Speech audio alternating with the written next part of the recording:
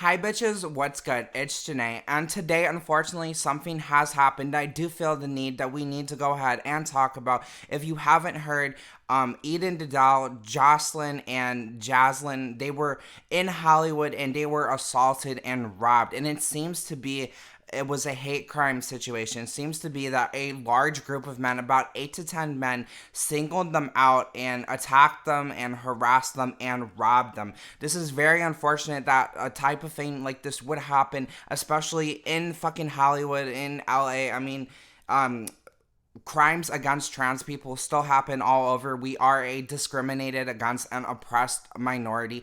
So things like this definitely still do happen and it's very unfortunate. But I wanted to go ahead and talk about this because I think it's important that we talk about situations like this and bring awareness. So if you look at these individuals' Instagram stories prior to the altercation, you would see that they were going out and they were drinking, having a good night in Hollywood. And later on in the night, this situation happened. They were walking, I assume, home or to another club or somewhere. It was just these three girls.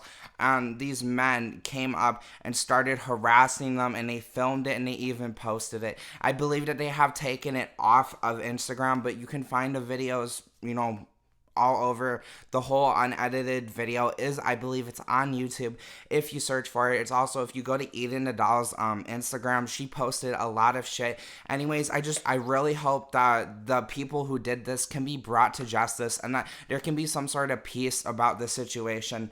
And luckily, this situation could have gone way, way worse.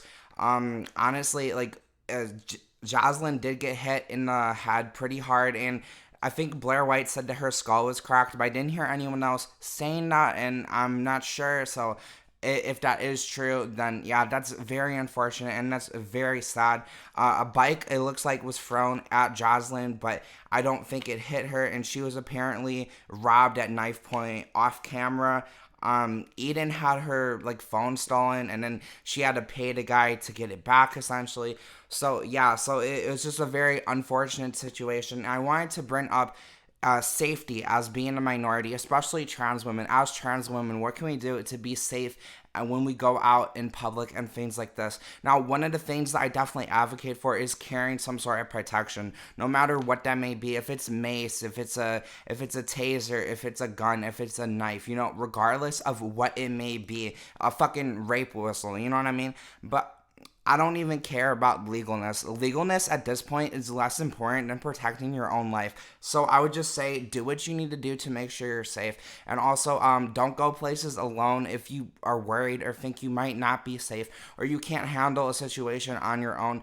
Me, as an example, I don't really go anywhere without my boyfriend because, it's different living as a minority, living as a trans person. It's different, and things like this 100% can happen. So my thoughts and prayers do go out to these three women. I hope we can find justice for this.